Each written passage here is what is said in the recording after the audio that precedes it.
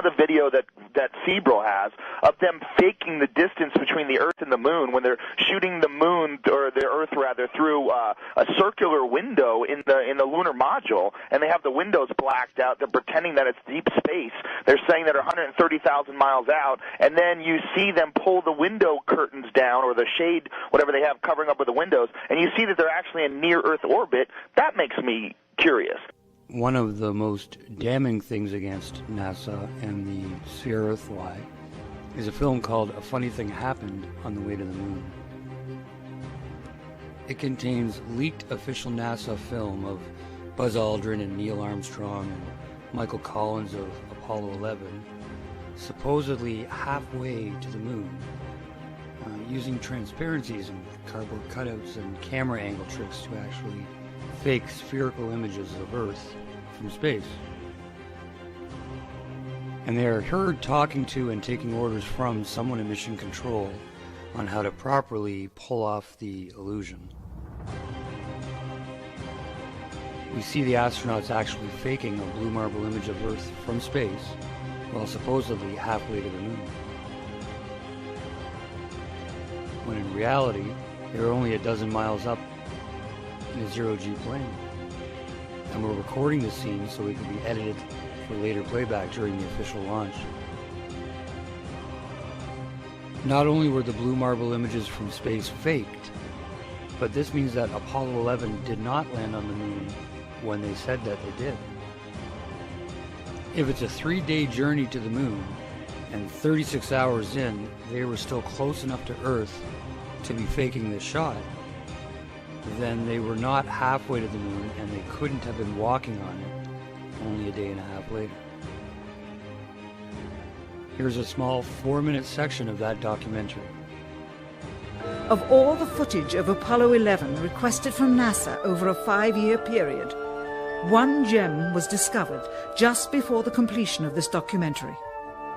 An old reel received by mistake.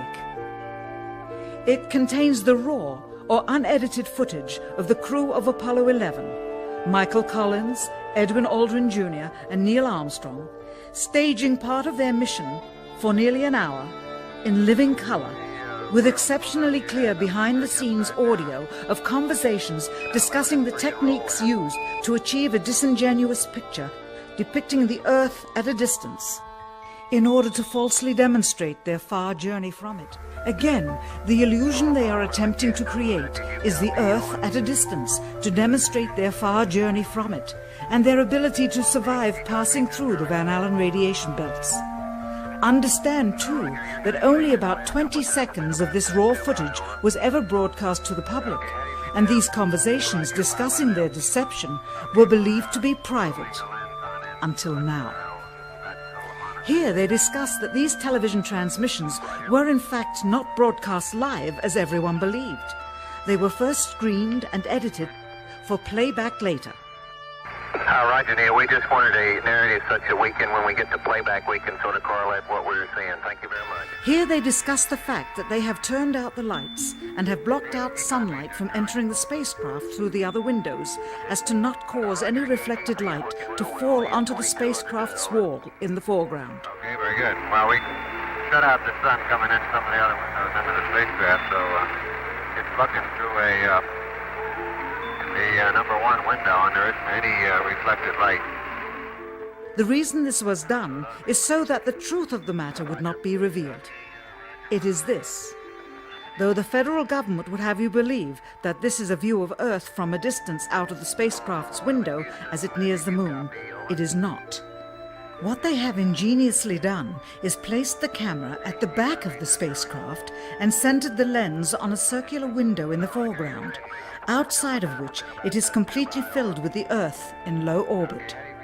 The circumference of the window then appears to be the diameter of the Earth at a distance, with the darkened walls of the spacecraft appearing to be the blackness of space around it. That is why they wanted the interior dark and blocked out the sun from entering through the other windows. Here you can see the extruded window, probably 2 inches thick at the bottom.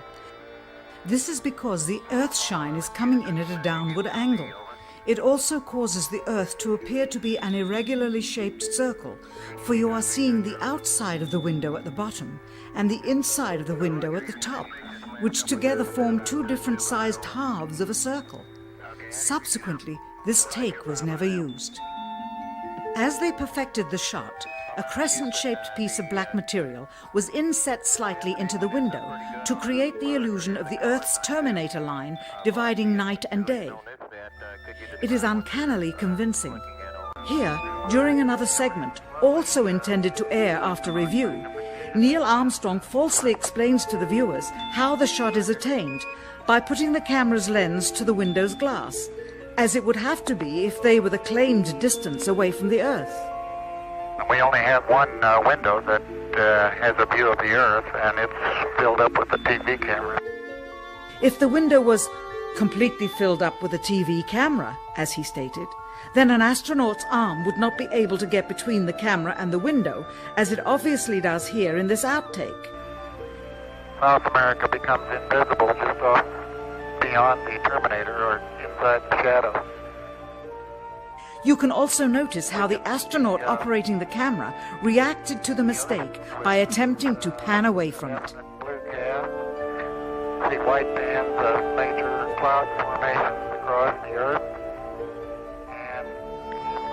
This is a segment that they believed wasn't even being recorded, much less suitable for broadcast, for the lens was being zoomed out and the scene was being changed to that of an interior of the astronauts at work, and apparently the stop button popped back up on the recorder without notice. Here is the diffused work light that they used to see camera controls, but not throw light onto the spacecraft's wall. Here they remove part of the crescent insert.